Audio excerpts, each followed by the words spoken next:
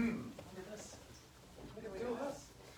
Welcome, everyone, to the Moonstone Art Studio. I'm Lauren's friend, Stephen. How about a round of applause for Lawrence? Everything on the walls, except for that melted clock, is a creation of your artistry. And the Sticker. the shopper sticker, and that painting down below is a work in progress. Dozens and dozens of things that you have made. Correct. All right, so let's get to know you, and then we'll get to know the process, and then, okay. So, Okay. there's a big time for you. You got yet another degree recently. Salve Regina. Yet another 2 degrees. All right, so how many, so this latest one is a what? So I now have 3 graduate degrees. My very first one was an MFA in fiction writing back in the 90s. And that was like so last century that I had to go ahead and go back to graduate school and get this century graduate degrees. Okay. So recently I graduated with a master's in holistic counseling and did a couple of internship placements in clinical mental health settings and decided not to go the clinical route right now. So that's a little bit on hold. And then, so in addition to the master's in holistic counseling, I also got a certificate of advanced graduate studies in expressive and creative arts. So I did both simultaneously during the pandemic. What did you do? I love Sudoku. I love Sudoku, and I hate my feelings. Perfect. Yeah. So, you're not a native Rhode Islander. That's actually incorrect, depending on whom you talk to. I So- am talking to you. Okay. Well, some people may say I'm a native and some people not. You were born because where? I was born in Providence. Oh, very nice. At the Lying In Hospital, which is now called Women and Infants. So I was born in Providence. Okay. Both my parents went to high school. I mean, both my parents were natives, essentially, of Rhode Island. Oh, nice. And we left when I was 2 because my father was a young college student when I was born. Okay. And then he decided to move to Wisconsin to get a PhD, and then, we were academic brats, so we got to move around a lot Right. and saw a lot of academic combat. No guns, but academic combat. I've never heard that phrase before. What is academic combat? That's like, High vocabulary verbal insults. word, like, Yeah. exactly, like, Yeah. so we'd be at the dinner table, what's the word of the day? We'd always have a word of the day, and then we'd be drilled on it, and, I remember my father was a professor, so we didn't, and he raised us, he was basically a single father, so we didn't have a lot of babysitters when I was young, so I'd be sitting in the classroom with the college students with my books, and I remember I was 8 reading Watership Down, and Watership Down is a really big, thick book, and so everybody's like, oh, that's Professor Sarat's daughter, right? I'm there, like, reading studiously this big, thick book about rabbits. As you do. As I do. Yeah. And then, so he settled at Amherst College. That's where he still is to this day, still teaching. And when I was 10, it was his birthday, and we were in a bookstore called Walden Books, which is now, some people might remember, but it's now defunct. And I remember, he was a professor of political science. And I remember seeing a book called Crime and Punishment on the shelf, and I thought, well, this is perfect, right? Great, but I had no idea what it was.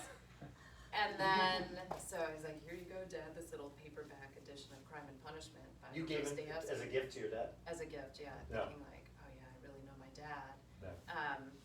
And what was he a professor of? Political science. Okay. And he really liked crime and punishment. There you go. So, you're That right. beats a it was Whitman right. sampler. Yeah. Exactly. Yeah, I mean, perfect. wouldn't you like it? So anyway, and then he never read it, but a couple of years later, I was looking around the house. There was, what can I read? There was like Saul Bellow and Crime and Punishment, and I'd already read the Saul Bellow, so I picked up Dostoevsky at a very young age. Yeah. Way too young. Nobody should ever read Crime and Punishment when they're so impressionable. Yeah. I And have to admit. otherwise this is what happens to you. So, what brought you back to Rhode Island? So anyway, okay, so there's a lot of life between Crime and Punishment and then when I came back, so I'll skip over a lot of that, but, Well, just those things that, the salient features. that I don't know what that word means, but that's. Clearly, you didn't grow up in my household, right? Or salient would be like a 2-cent. Well, if you don't put your contacts in that, they dry up, and then you have to get it out. Very good, yes, exactly, no, exactly. Salient solutions. So I have had the pleasure of your friendship, but also of your instruction as a writing teacher. Correct. So you have been professionally geared towards helping people write for some time, Correct, in Brown and all over. yes. Starting right after college, actually, so my very first degree ever Oh. was in religion and sociology. And I minored in creative writing at Oberlin College in Oberlin, Ohio, which is very cold. Don't recommend it unless you like the cold. Although global warming, it's probably fine now, but So it's June and we're all wearing our winter clothes. That's right. So yeah, you're right. So all bets are off. Anyway, so I majored in religion, sociology. in the hopes of doing what? Thinking deeply. For real. I mean, Yeah. right, I'm the kid who read Dostoevsky. And so I thought, I just loved reading all kinds of, oh, that's my friend Mike. Hi, Mike.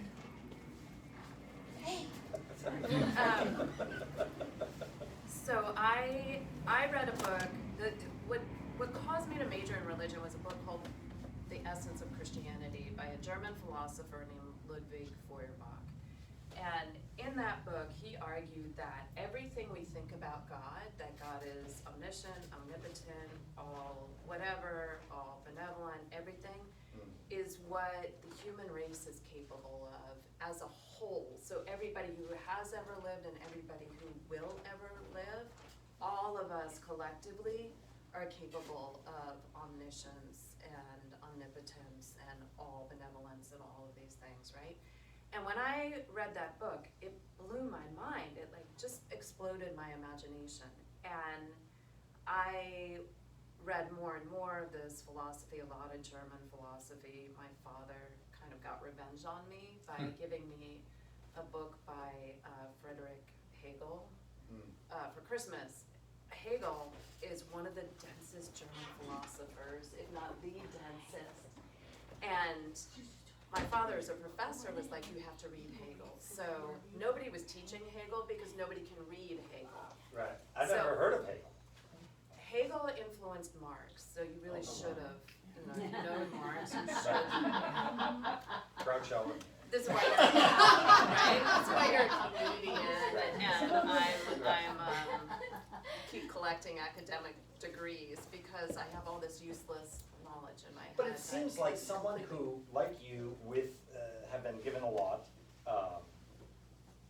One of my favorite words is becoming. Like you seem to be always becoming more than you have been, in the hopes of.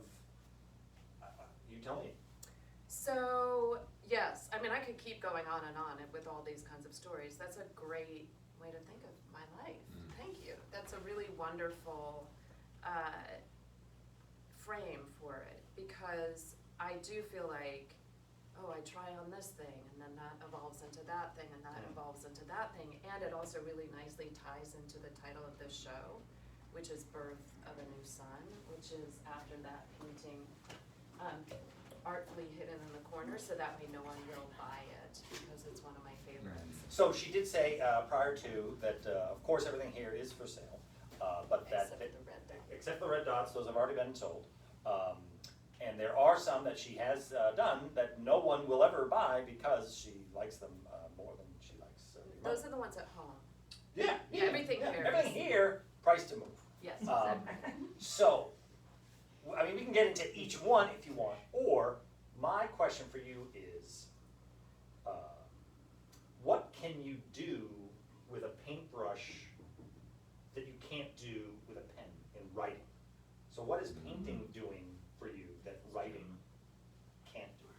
So that's a great question. I mean, one thing is reading and writing are so solitary. And when you read, you're alone. And you could give a reading, but even when you're giving a reading, it's very different from this, right? And it's kind of a relationship that you have with the work and with the other person standing there. You can have a conversation about it. You can't sit next to a short story, read it simultaneously, and have a conversation about it, right? So you go off, you read it, I go off, I read it. Maybe we have a book club kind of discussion that devolves into a drunken gossip session. And not really. I mean, sometimes book clubs are serious. Yeah, right? So it's a very different experience. And for me, I had no idea that any of this was in me, right? So it's July 2020. I live alone. I live alone, and I'm single and looking for housing, if anybody knows of anything that will accept me and dogs. So I just want to put a plug in for all that. How many dogs? 2 dogs, large. So we need dog-friendly housing and a good man who's hard to find. Anyway, so even harder than the dog-friendly housing, I have to say. So I live alone. It's the pandemic. There's nothing open, including gyms, coffee houses, libraries, right? You can't go anywhere, except for some reason, Moonstone Art Studio was open. And it shone like a beacon, right? This big full moon sign. And I end up here for these adult multimedia classes. And it's myself, and at that time there were, I think, 2 or 3 other, there were grandmothers, and it was me and the grandmothers. And you might not know it, but I am grandmother age, but I have no children or grandchildren. So I didn't really fit in, but they accepted me, and one woman adopted me as her granddaughter, which was quite nice during the pandemic. Beautiful. It was wonderful. Baked goods? No baked goods. There were promise of baked goods, but even better. So I went on a date, an online date with the hockey star from the 1980 Olympic American team, Dave Silk. You might know him. Has anybody heard of Dave Silk?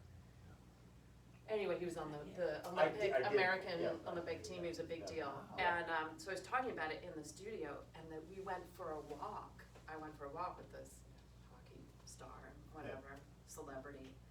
What do I know? But the grandmothers offered to sit on a bench on Blackstone Boulevard just to make sure that I was okay. Chaperone me. Yeah. And so not only did this happen, but also I got the offer of like chaperones for my grandmothers. Right. It was so wonderful, right? So Yeah. this is now August of 2020, and August of 2020, by August maybe I'd graduated to doing those lips over there, right? You have to start slowly. So that coffee cup and that mug, that was the first thing I did that Christine made me do. Okay. And And the 2 people, who are those people? those are, I can't tell you. They're Oh, all right. Well, actually, those people are Shape from magazine. magazines, yeah. They're just models. Yeah. Oh, I mean, you could have said, that's Joaquin Phoenix, and he came in, and how would we know? That's Dave Silk. Yeah, that's Dave Silk. He looks great. Yeah, He right. looks great. And that's me with the raised eyebrow, like with Dave Silk, you know. Yeah, 2 for roughing, yeah. Yeah, right? No, That's like, not enough roughing. He didn't get, no. Anyway. So that happened early on, and then And your goal is what? my goal in 2020. No, in here, you have a relationship with the studio now, and you're doing the pencils and the things in the hopes of getting the ability to do this. Was this on your radar screen as a goal? No, Okay. I wanted dates. I wanted grandmothers to chaperone me, and then like the art, honestly, at that point was sort of like a side benefit, and it was a way to socialize because I'm home alone. At that point, editing, thinking about what am I doing with this pandemic? The world's going to hell. Am I going to die while I'm getting gas or groceries? And I needed a break from that, so I was here. I mean, if something else had been here, like a roller derby, I probably would be a roller derby You would star. be very good at roller derby. She'd be good at that. Yeah. It's, Oh, yes. Christine, you're not supposed to say I that. watched that Saturday mornings when I was a kid. You Me too. definitely could. Fantastic. Well, I did used to play ice hockey. I mean, not on the American Olympic team when I was younger. That's fine. So it is possible. But anyway, so this happened instead. And so my goal at that point was just to socialize, stay a little bit sane. And then that piece in the corner right over Beth's shoulder happened. Sunflower. Yeah, so Christine had this sunflower paint night where she brought in these cut sunflowers and people came and painted them and they all looked relatively like the sunflowers. And I did that, which Why? I don't know. I don't know. Because you have But the ability to recreate a thing. I Blue. could have or not, but this before, so this is the first thing that I did, Yeah. the first thing of color, thank Yeah. you. And I used petals from the sunflowers, this is paper, and I remember Christina's like, I don't even know if you can use the sunflower petals, like, go ahead and try. So she didn't even know what I was doing, I didn't even know what I was doing, I was like, oh, let me do this, let me do this, let me do this. And then at the end, she takes pictures of everybody, and it's like sunflowers, sunflowers, sunflowers. Shazam. And then this, and I was like, one of these things is not like the others. And it was me. Right. And I, at the time, thought, oh, I don't know what this means. Am I like a misfit? Do I stand out like a sore thumb? But you've stood out your whole life. No, I haven't, because writing is so quiet. Okay. I've never worn this color in my life until Well. I came here, right? Yeah. Especially living in New York, you wear black, you don't stick Sure. out. So then, I really haven't stood out. And if I did, I didn't know anything about it, cause I wanted to be under the radar. Right. Why? Why? Yeah, why'd you want to be another? I'm a Leo and I don't really like attention. I don't want to make you uncomfortable right That's now, a Lauren, but oxymoron. everyone is looking at you. I know, that's why I'm looking at you, so I don't really have to look at them. Alright, so I know nothing about painting, okay? Okay, So I know, oh, that's a thing, let me recreate that thing. right. So now you have that thing. So I have right. that thing, which is How do you know when that's done? Oh, that brings us to that painting. Well, so it's like a meditation. None of these, so that piece up there in Yeah. the frame, that's from a photograph Of what? of Providence from Okay. Soggy Bottom Pier, which is off the East Bay bike path. Oh, okay. And so that piece is from a photograph. There's a piece over here that's sold, which is from a photograph.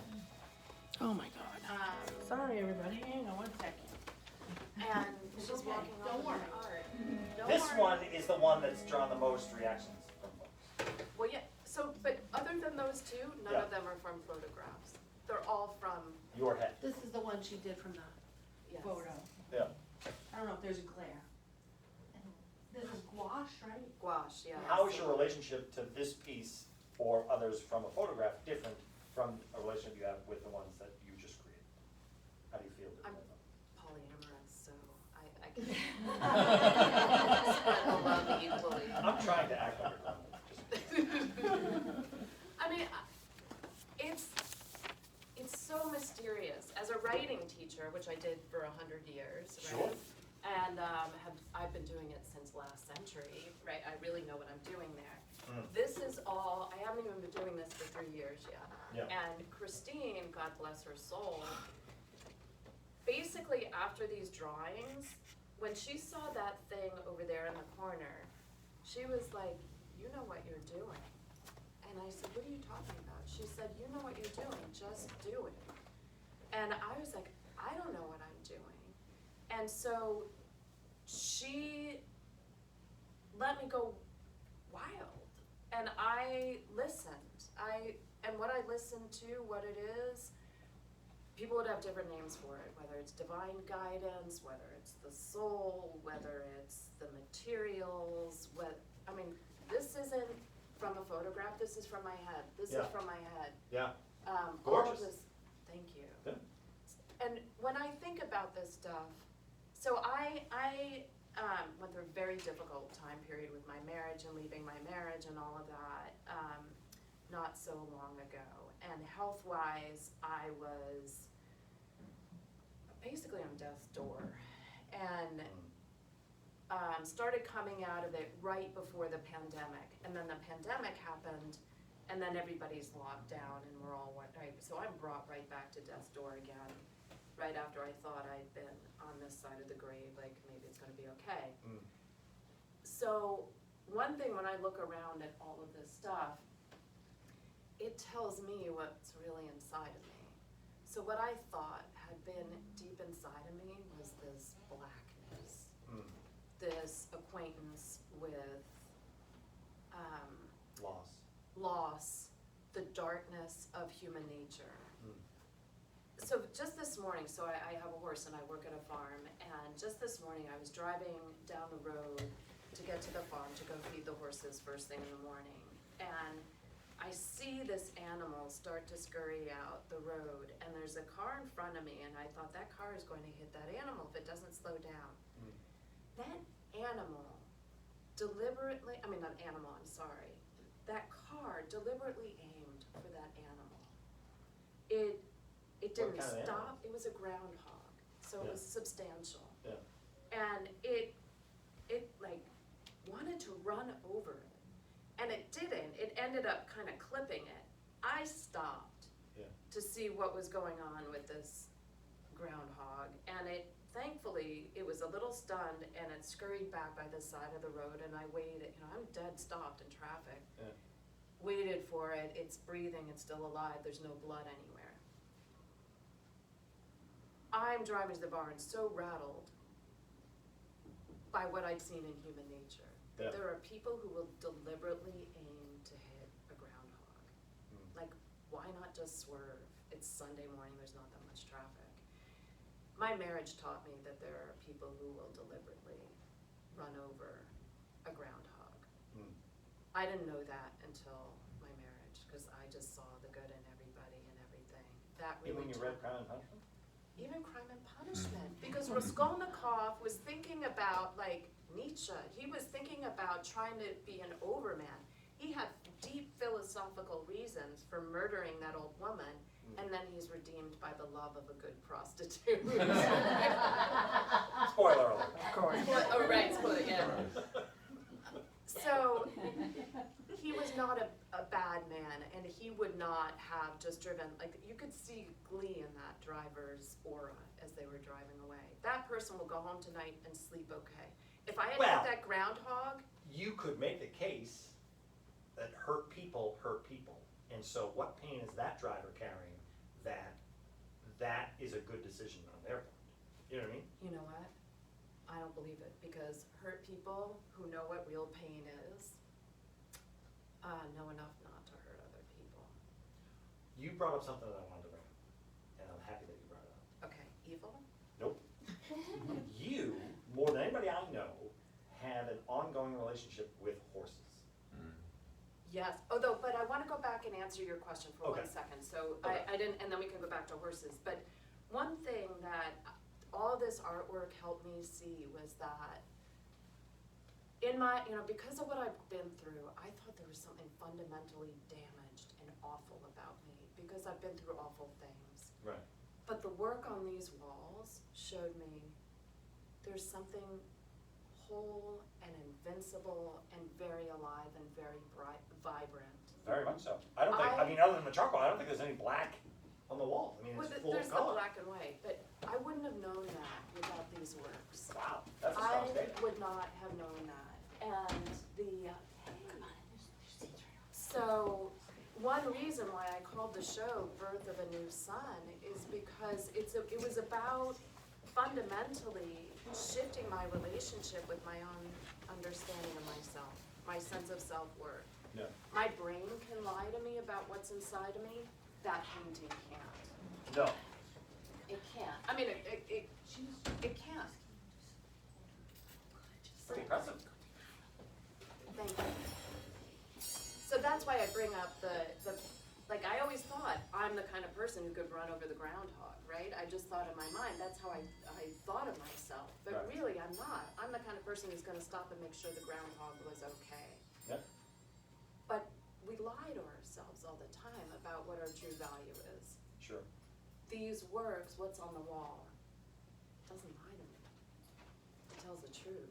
And I have to like figure out how to live with that. So is this experience since the summer of 2020, is this kind of a therapeutic episode that came when you needed it and now you're gonna return to your life?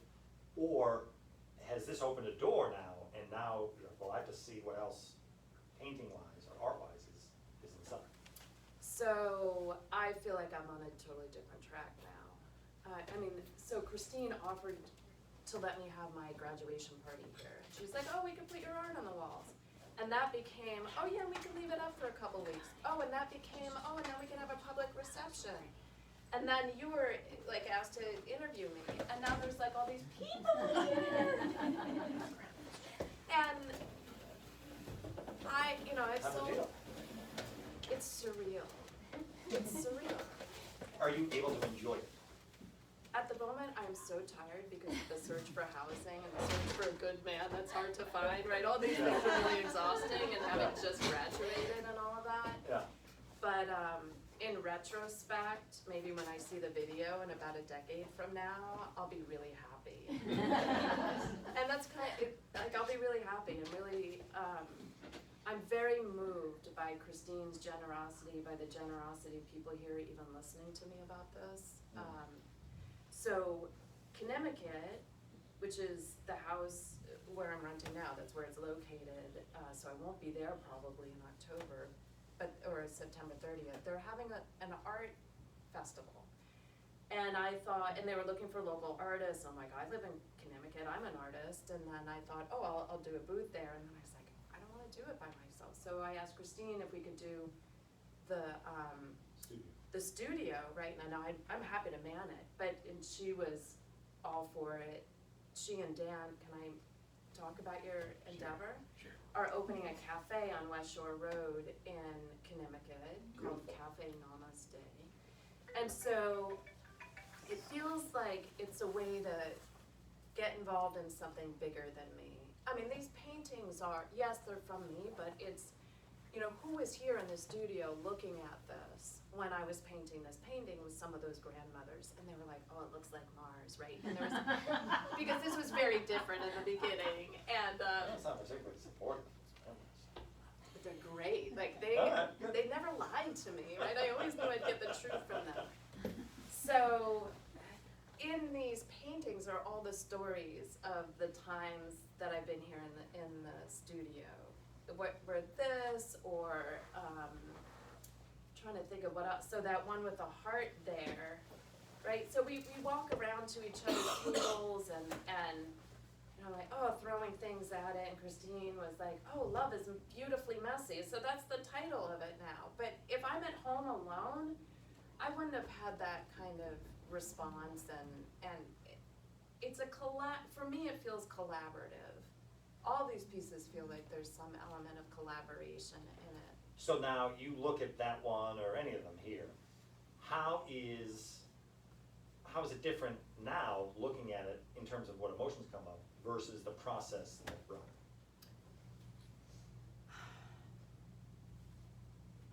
it? I just can't believe all this is mine. I look around and I'm like, what? I did that? But like, can you, So it's the emotion is like, damn, girl. perfect. Right? Like, but the process is often, what the fuck am I doing? Why can't I get this right? And Christine is always reminding me, excuse my language for any children here. Christine is often, she'll tell, right? I'm sorry, I apologize. I don't apologize, it's my day, I'm not gonna apologize for anything. But Christine will say, you know what? Just paint it out. Just paint it Well, it's out. not math, it's not 2 + 2 has to be 4, right? It could be, But I keep thinking, right, because writing can be very left brain in a lot of ways, for me anyway. You have a subject, verb, right? All of this stuff is very right-brained and very amorphous. I mean, especially when I'm not working with a reference photograph, so. How has your writing changed as you've become more right-brained? I've gotten back, so when I applied to Oberlin College, out of high school, not out of high school, I took a year off between high school and college because I was going to go traveling across country with my best friend in a van until I got in trouble for getting my little sister stoned, and then I was grounded and couldn't go across country. How so- old was your little sister? She was, I don't know, she was appropriate, like, it's time to get stoned. It's not like she was 6. So you're I was 17, she's younger than you, and She was she's 14. Yeah, 14, yeah, get all 14, right. banged up with the boobies. Yeah, exactly, Yeah, like, it's fine. I mean, she was a late bloomer at that point. Right. Anyway, so I got in trouble, and then I ended up taking a year off between high school and college. Not just because of that, but I didn't go cross country, and I ended up applying to Oberlin during that year. And during that year, I had been writing an awful lot of poetry. A lot of it was really, really, really, really, really awful and bad. But I wrote my admissions essay on having a poet's soul, and I thought, oh, I'll write poetry. So and then I went on to get a graduate degree in fiction writing and then taught creative nonfiction at Brown. So now, after all of these paintings, I feel like I'm getting back to the poetry, only this time it's good.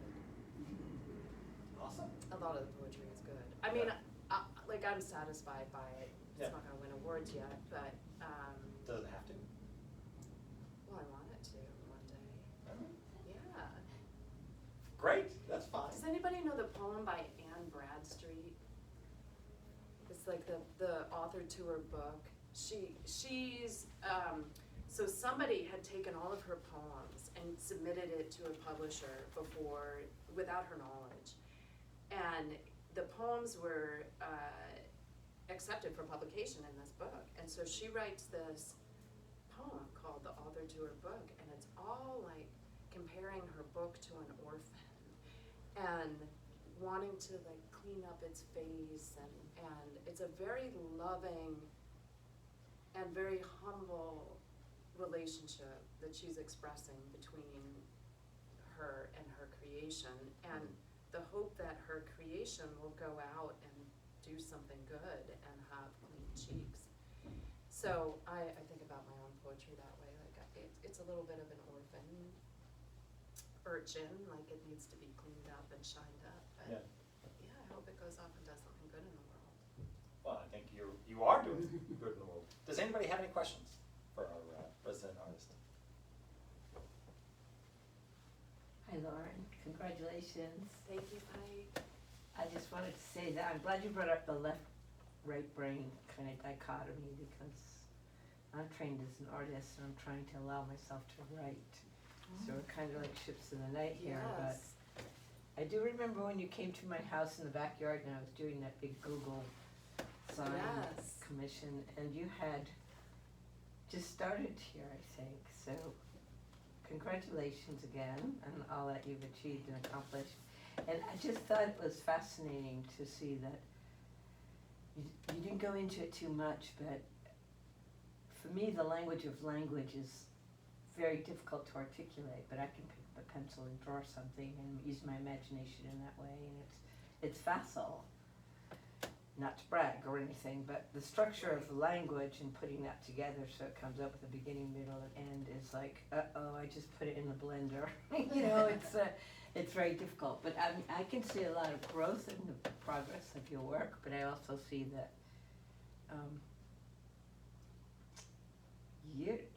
you're finding this empty space, and what's inside you is so rich and coming out, you keep alluding to, but like there's a lot of space in your landscapes. It's a very it's very compelling and strong.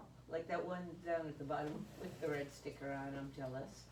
That's like amazing from, you know, it's like this reflection of Niagara Falls. It's like, it's a small painting, but it looks like it's huge. You know, you get a Well- lot of space in this little compact areas in the fields.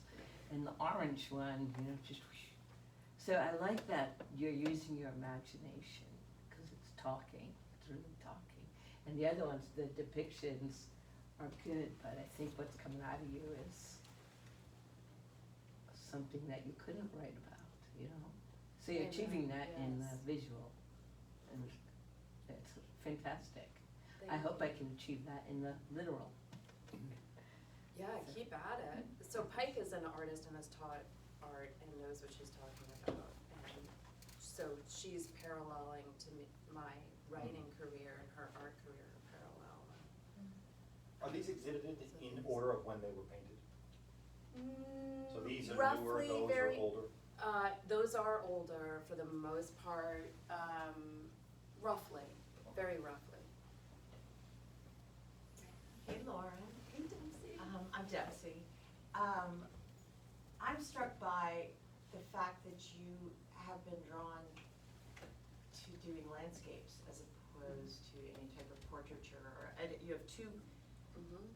figures in these two, but other than that, you know, one could argue that's sort of figurative up there, but I find that in my own work, I always start with figures, and I have struggled with landscape. It just doesn't come to me at all in any way, shape, or form.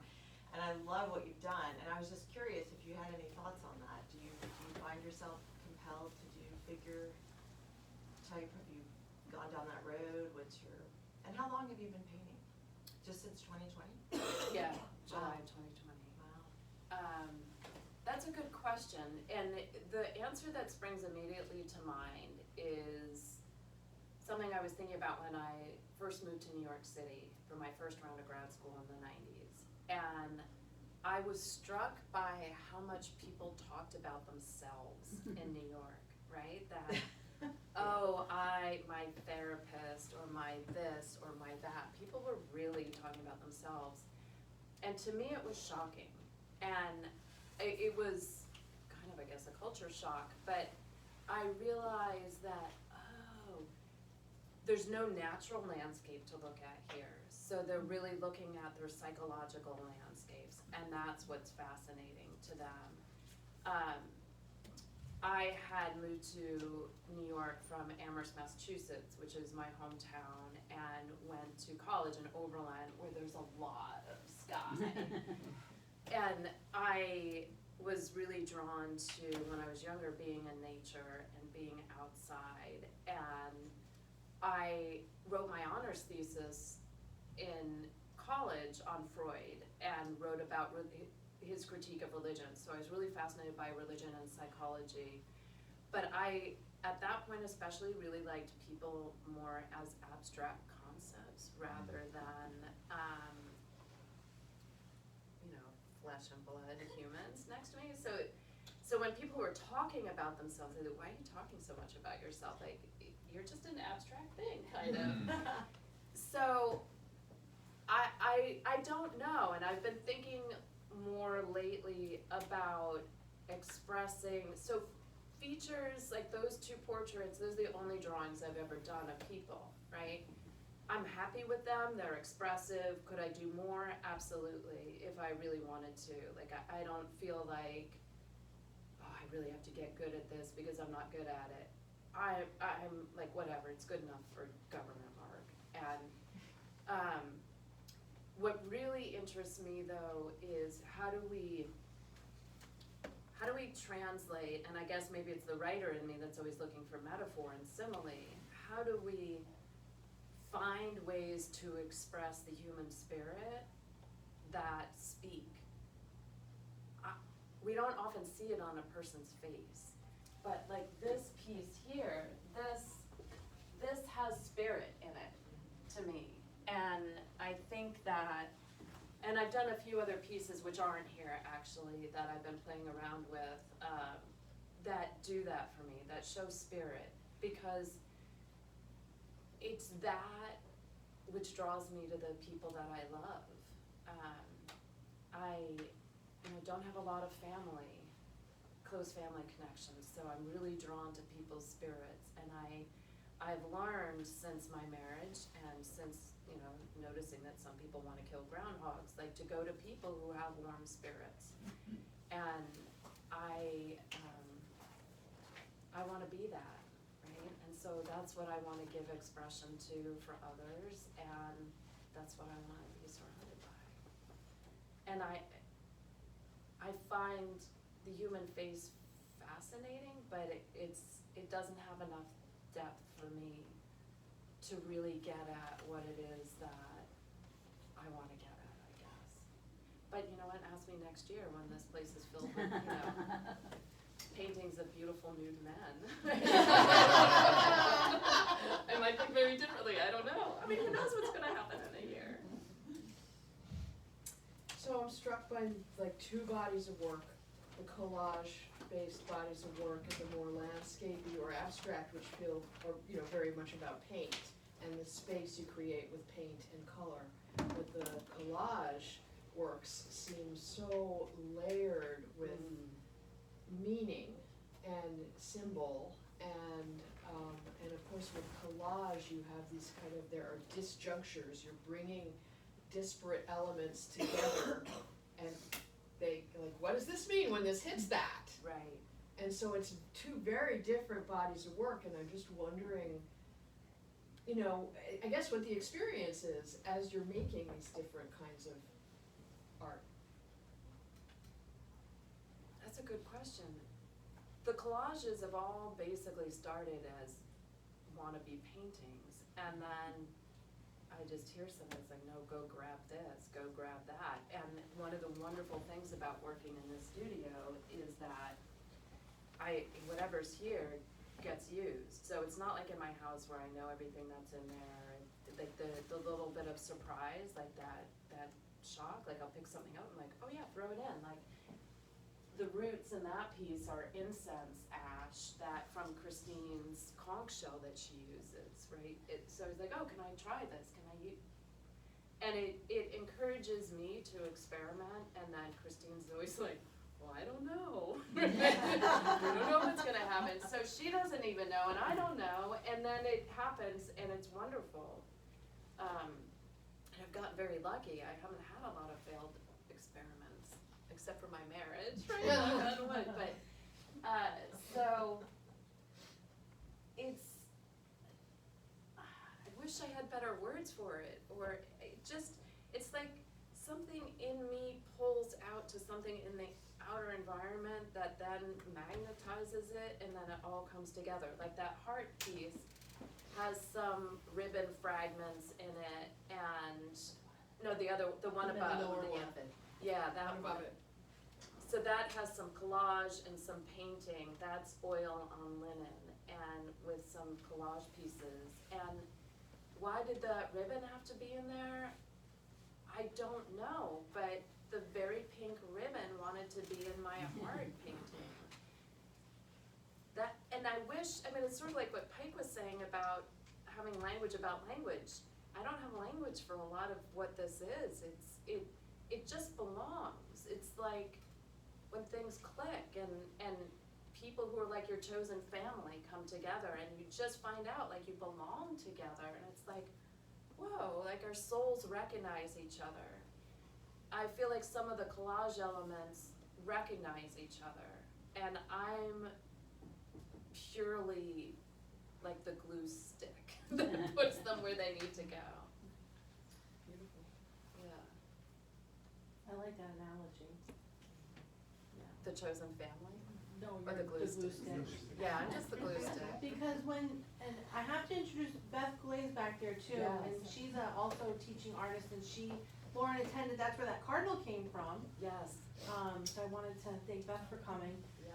But, so I like a lot of other artists to come in here too, so my students can learn, everybody teaches differently, everybody has their own strength, but, like what you said before about not knowing what to do is not a bad thing, and if people turn it around and just like quiet their minds and quiet their thoughts, and about 20 minutes or so, half an hour, then you're into like almost a meditative state. Yes. And you are a vessel, and you are a conduit, and it's about the process, not so much about the product that comes out. And all it has to mean is something to you, or, and you might not know what it means until after you're done with it, so. But that little guy in between you, what's your friend's name back there again? What's your name? Me, Dempsey. Dempsey, so that, little guy took 8 months to do. And it was upside down a few times, and she took it home and then brought it back. And I love that because I have a lot of students here too, so it's great for my other students to see Lauren's flexibility, because a lot of artists and people cannot do that. They want it done, they don't wanna look at it again, they don't wanna be, they don't wanna challenge themselves because they're afraid. So she's very brave, and she is a good example of, to the rest of the classes of how much you can push something. And it might not look like anything you intended it to look like when you started out, which is totally fine, so. Absolutely. Yeah.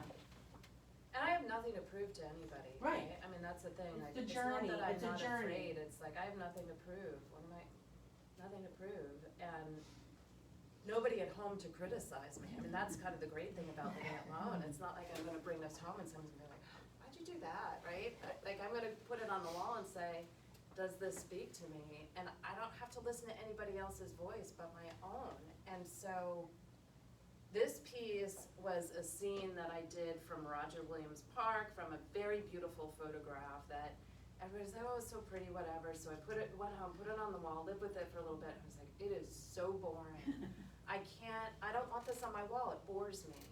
And so I brought it back to the studio and everybody's like, that painting again? And I ended up covering it all up, doing all kinds of things, and then this landscape emerged. And again, no reference photograph for it, anything.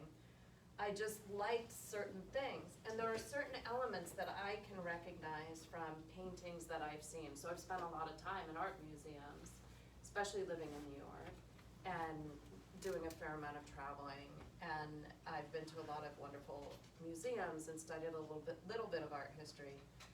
So it's in my brain anyway, and then, thank goodness I have 2 working eyes, although my vision is getting worse as I get older, but there's a lot of stuff stored in me visually that I can recognize that I've been able to recreate in some of these things, that I say, oh, that's from that, Turner painting, or that's from that, or little bits that kind of come out, because there's only so much you can do that's original. Lauren, Yeah. have you always been so good at listening to yourself? When I was 10, my father, the academic, brought home T-shirts of the naked emperor, and it said question authority.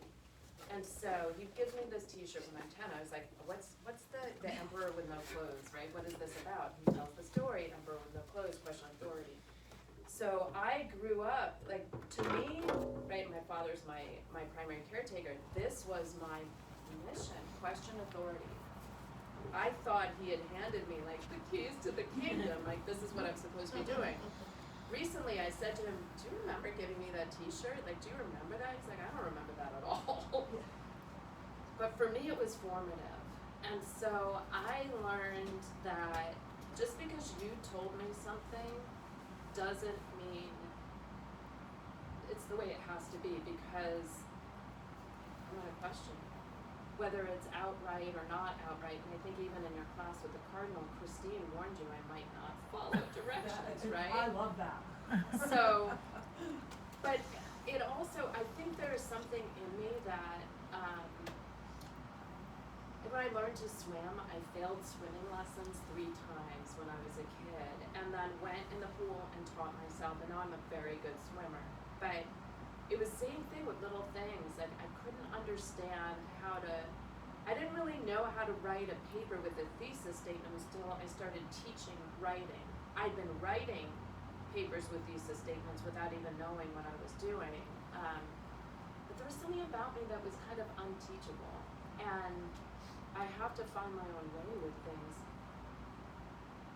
But I know that now in my mid-50s, all I knew then was that I was a round peg in a square hole all the time, no matter where I was. And it's been uncomfortable.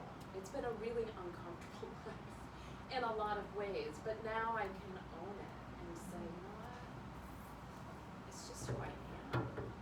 And like I said, like I'm very lucky. I look around this room and I just bow down to this, like, thank you to these pieces, because it wasn't something that I brought to it. They brought it to me. And it reminds me of an essay by Joan Didion, the writer Joan Didion, called Why I Write. And she says in there something like, it tells you, meaning the work, it tells you, you don't tell it. And that's been true of my writing, and I'll often tell my students, like, be glad when your writing is smarter than you, right? Because that means you're doing it correctly. If you don't know what these things are, good, right? Hallelujah, you're in the flow. And I feel like the same thing with this, that it has taught me and told me way more than I could tell it. I mean, yeah, absolutely. And the encouragement of Christine and being here and other students in the studio who've encouraged me to keep going, and they don't laugh at me. Well, that's not true, they often laugh at me. But they don't. Near. No, they No, laugh at me. her, yeah. They do. I often get laughed at. But it's a community, like I feel like I belong. And that helps me feel like I belong to myself. And when I feel like I belong to myself, then the challenge of the work feels like it's part of that. And now I have enough under my belt to know that if I stick it out, I'm going to be privileged with something beyond what my small mind can envision. I will be privileged to create something that opens up my world exponentially every time I finish something, every single time. And so what, coming sort of full circle to that becoming, and the sun, right? The sun is the symbol. The sun sees everything. It's not one of the smaller planets. Like, it sees everything. And I'm a Leo. I'm ruled by the sun. And according to Vedic astrology, I can never pick one path because the sun sees everything, right? And so I kind of learned to follow that. Like, go with that sun feeling. But it is not that moving sidewalk of life, right, with the 1.2 children or whatever it is now, and the picket fence, and the this and the that. And in fact, the very first time I came into the studio, some of the grandmothers I was talking about earlier, like, they were talking about a woman who lived alone in a 3-bedroom house, and this big 3-bedroom house, and I just don't understand how anybody could do that. How could they live alone? A woman living alone, right? And I was like, I live alone in a 3-bedroom house, and that's why I'm here at the studio, is because I'm going crazy in it. But I just figured I'd keep my mouth shut. I didn't tell anybody I was renting a 3-bedroom house. And I just kept coming and kept coming and kept coming, and eventually they accepted me. And I was telling the story earlier about how some of the grandmothers offered to chaperone my date with the hockey star Dave Silk, which is wonderful, right? But so it's given me a lot of confidence to stick out and to wear bright colors. It really has. And Christine's studio here, I mean, it is such a welcoming, warm place. And Linda's here, Allison is here. This is Janet. You haven't met Janet I yet. haven't met Janet comes Wednesday nights. Yep. Janet, so you know Steve's wife, Maya. So it's just such a good, I don't feel like we're competing with each other. I feel like I get to marvel in what everybody else is doing, and they laugh at what I'm doing, and then. No, they're amazed by what you do. Well, they laugh are. at first, Yeah. because usually there's a lot laughing, and there's also a lot of swearing that happens in my corner. But it's also fun to watch how something evolves and changes. I'm looking at the big painting up there with the gold frame. Oh, this. Yeah. This started Talk out about that. completely this red thing, like bright red, and I thought, you know what I'm gonna do? Because now I'm entering that time of life where my menstrual cycle may or may not be coming to an end. That might be TMI, but I don't care. It's my show. Anyway, so it was all red, and I thought, I've been bleeding for 43 years of my life. 43 years. I want to celebrate that, right? So it was going to be my celebration of all those days, nights, hours, months, bleeding. I don't even know, like somebody here can do the math, how, like, at one point I did the math, and at that point I bled already for 10 years straight, like if you put it all together. After 43 years is probably 20 years, but it's a lot of time, right, that nobody talks about. So I thought, and I had all kinds of ideas. I wanted to take out, like cut out newspaper headlines, like for each month or each year that I'd been bleeding, and put it on this red background. And I thought, that's a great idea, and it felt like really feminist and, you know, girl powery and everything. And then I was like, yeah, but I don't really like the red. So I came in and put this really deep, deep dark blue over it. And then there were just like a couple of red splotches, and that looked beautiful. It was kind of like these poppies against this deep red, really gorgeous. And I thought, oh, that's great, maybe that's finished.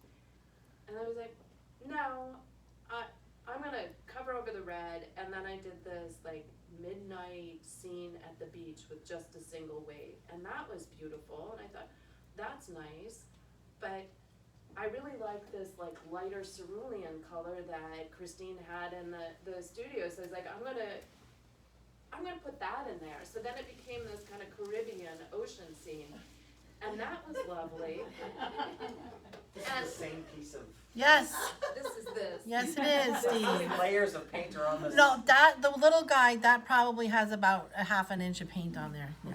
That one, not so much, but, Well, this has a lot. So then, Yeah. all right, so from there it became, then I needed some land mass in there. So then land and things happened, and I was like, oh no, I don't like it as much. And then I was kind of lamenting the Mediterranean Ocean thing, because you all probably would have really liked that painting, right? But for me, it was a little boring. But I was like, you know, if I could probably sell that one to somebody, they would like it. But it bored me, and so I just kept going, and then this happened. And so, I guess I started that one in July, this one in July, and finished it in March. So this is what happened. And then and why this? I couldn't figure it out, right? But I was like, I'm done. This is it. This is, I can bring it home, feels complete. Why this and not the menstruation celebration, the wave at midnight, the Mediterranean Sea, the little bit of, I don't know, except I brought this home, hung it near my office, and this piece here, this collage piece, happened to be right next to it. And this piece says, out of the mistakes grow gardens. And I hung this up right next to that, and I was like, oh, no wonder I had to do this. No wonder I had to do this. And this collage piece was about my relationship with my mother and the circumstances around my birth, and which were sort of problematic and troubling and all of this stuff. So for me, it has a lot of personal meaning. And then, so I did that I think 2 years ago, and then I got this, I'm like, fucking A. I didn't set out to make a garden, right? And this is, but it had to be done, right? It's like the piece led me there, and then I put them there, and it's like, oh yeah, of course it makes sense. This is also a canvas that I found, and actually I think at like Savers, and it had this print on the back of it. And it was printed like on a linen canvas, and we were like, okay, well that's nice. glued, the print was glued on a linen canvas. We tried to strip it off, it didn't work, and so Christine helped me. She was like, well, you could just take it off the frame, flip it over, gesso it, and reuse it, because I really like the frame. So that's what we did. And so again, it's the, Oh, that's my pet moth, don't worry. I don't know what I just did here. One of those nails is more into the wall than the other, if you can help it There with we go. it. Yeah. That left-hand nail's, If this thing falls, I'm running out the door. It's okay, cause it's like painted on an $8 canvas. And it's got so much paint on it that it's probably indestructible.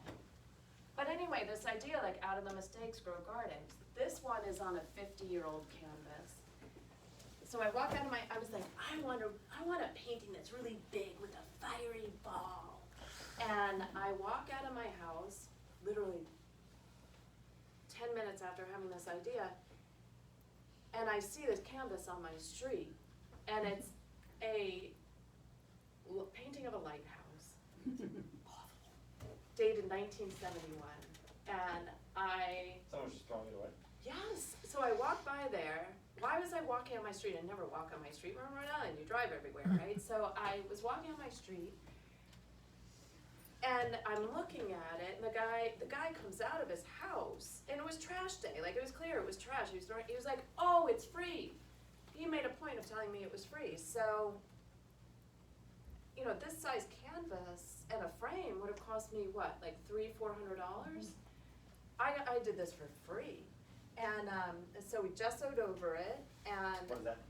gesso is like an acrylic-based paint that just helps to coat the canvas so that it makes it easier to paint on.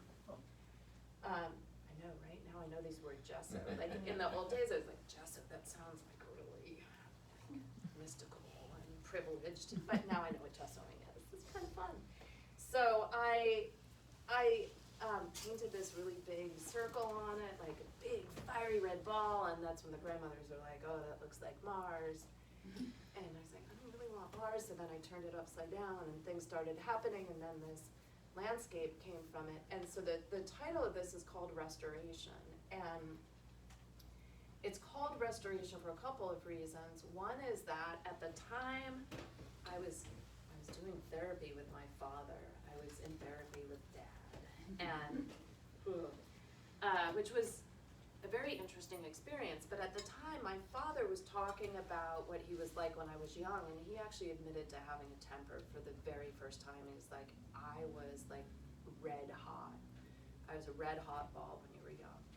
And so I was thinking about that, that kind of rage, and also Leo, sun, fire sign. I'm very fiery in some ways, not necessarily in like, you know, dynamic, but fire is in like, I got the fire in the belly kind of thing. So I was thinking, the therapist we were working with at the time was talking about restorative justice, and that when you've had a problematic childhood, the person who was aggrieved needs to be able to speak the grievances and to talk about what happened and to name it as part of the restoration process. And so I got to tell my dad a lot of things that I never would have been able to say to him. And so that was in the back of my mind as I was painting this, but also it was, so this is in 2021, and there were all those wildfires going on. And so the sky was turning crazy colors, and there was so much red, and I really love red. But, and when I first came here, like everything was red and yellow, and then like blues started showing up, and the blues started coming, and I was like, I need that blue, it needs to be there. And then this happened, and at the time, so this is 2 years ago, so really a year into my painting journey, I had no idea how I knew how to do this, none. I still look at it like, how did I know to put that in there? How did I know that? If you started over, could you replicate this as is right now, do you think? Why don't you pay me $1 million? I'll tackle for you. Perfect. I probably could if you paid me. Would I want to start this over again? Probably, I mean, I could if I had to, but to me it would feel like factory work. Because like my mind is already on to other things, like finishing up that little oil that's right behind Johnny's shoulder there, right, which is sort of a sweet landscape. But the reason why I like it, it's not particularly dramatic, but I really like how it's challenging me to blend. Like there's too many lines right now and I need to blend it more. And And also perspective. this was from a class we both took at Warwick Center for the Arts in January, right? In January. And everyone else was doing their canvases like that, right? I think. Yes. So, Including you. yeah. And I was like, Yep. can I turn mine horizontal? And she was great. She gave Yep, us a she was a reference great teacher. photograph, and I Yep. was like, do I have to work with that? And she's like, no, do what you want. But at first she was like, really? And then Christine was like, I'm her teacher, really, she knows what she's doing. So this is, and again, it's an imagined landscape, but, so this is what I'm working on now. And after that, I don't know what it'll be. I really don't know. But that's the fun of it. I have some ideas. Yeah. And then I'll come in and be like, I don't know what to do, and everybody will laugh and be like, okay, Lauren, we've heard this before. And you come in how often? Twice a week, like a good shrink. This is my therapy in a lot of ways. Boy, I've talked a lot. Yeah, David. I was curious. I love your colors. Thank you. Like they're just. I'm very color oriented, and the blues and the greens, and I love the one above your head. It just talks to me. Thank you. Wow, Yeah. it's powerful for me, especially being new to Rhode Island. I'm just curious, like, what was your ability to? How was your ability to see colors and express colors different than it was pre-pandemic? Because I think the pandemic, certainly me, it affected me. Steve and I were talking before, like the only places that were open were like churches. Right. I used to go to Whole Foods. Right. I'd buy a hunk of cheese. It would take me 25 minutes because I was going around. Yeah. Right? I just needed to know there were other human beings. Yeah. Really, it was like that simple. So I'm curious, like, how did your ability to see and what you see in your color expression change since then, or because of that? Well, that's hard to say because I wasn't doing any of this pre-pandemic. So how was I seeing the world? Probably through words, but also at that point it was such a black, bleak time in my life that everything was probably kind of grayscale for me, and I didn't know that I was drawn to these colors. I had no idea, absolutely none. And what I remember though from early on in the pandemic was being in my backyard, which is a very humble backyard in Connecticut, and hearing the birds. And the birds were just going on like, there's no pandemic, right? This is a people thing. It's not a bird thing. And it gave me another frame of reference other than the news, the panic, just the gut tension I had. Like I'd done 1 million sit-ups every day just from fear. And I started orienting a little bit differently just for the sake of sanity. And I was walking a lot. I got to know a lot of the parks very intimately in the area until they closed the parks. And then when they closed the parks, then I had to find other places to walk. And I was walking like 4 hours a day just to keep moving, to have something to do. And at that time, I didn't have a horse, so I didn't have the farm, which for me is like, I'm not good if I don't have my horse. I have a serious horse habit. But I think being able to orient outside the human realm, right? To have those reference points, to think about how are the animals interacting with our world at a time when we are going around like chickens with our heads cut off, right? It was a little bit like the kingdom of heaven on earth, because we were torturing ourselves, yet there was this other place that was very peaceful with its own set of rules that were very coherent and consistent. And I think that coming here and starting to work with a lot of natural elements, right? So there's twigs and leaves and flower petals in a lot of this work, was a way to try to express there's another order other than the ones created by, you know, our small minds, what Jung might call the small s self, rather than the capital S self. And the colors, I think, are an expression of that. I mean, they just come from,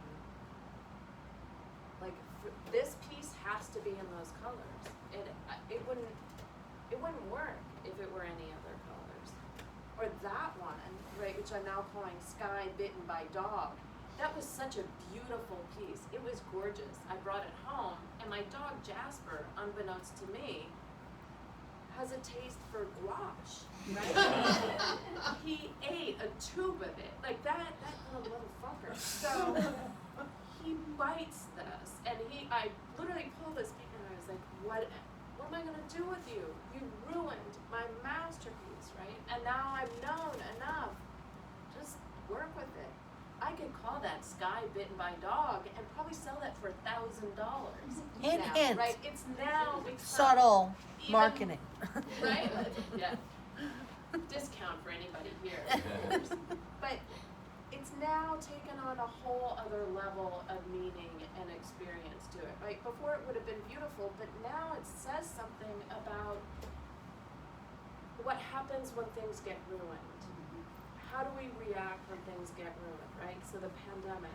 So I went back and got 2 graduate degrees and really solidified my social network and a lot of other things that are really great. I adopted a second dog who makes it even more impossible for me to find dog-friendly housing, if anybody knows of any. But it's the thing, if we don't despair, if we don't get bitter, we can make something from all of this. We can make really beautiful, striking things that show us that we ourselves are bigger than we acknowledge. And certainly that social media, which encourages us to become personas, not people, right? Just become a brand or a persona, or an influence or whatever. Which just flattens us to one dimension. And oh boy, I could go on and on about that. So that's a little very far afield from color. So in the limited time we have left, let's Yes. let people explore the space. Yes, thank you. Have a round of applause for Lauren.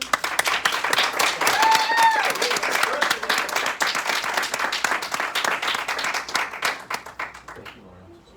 Thank you. Oh my goodness, thank you all for your beautiful attention. Hopefully it didn't die. I don't think it died. You were not sleeping. I didn't Just even take, see. lift that up. It should come right out.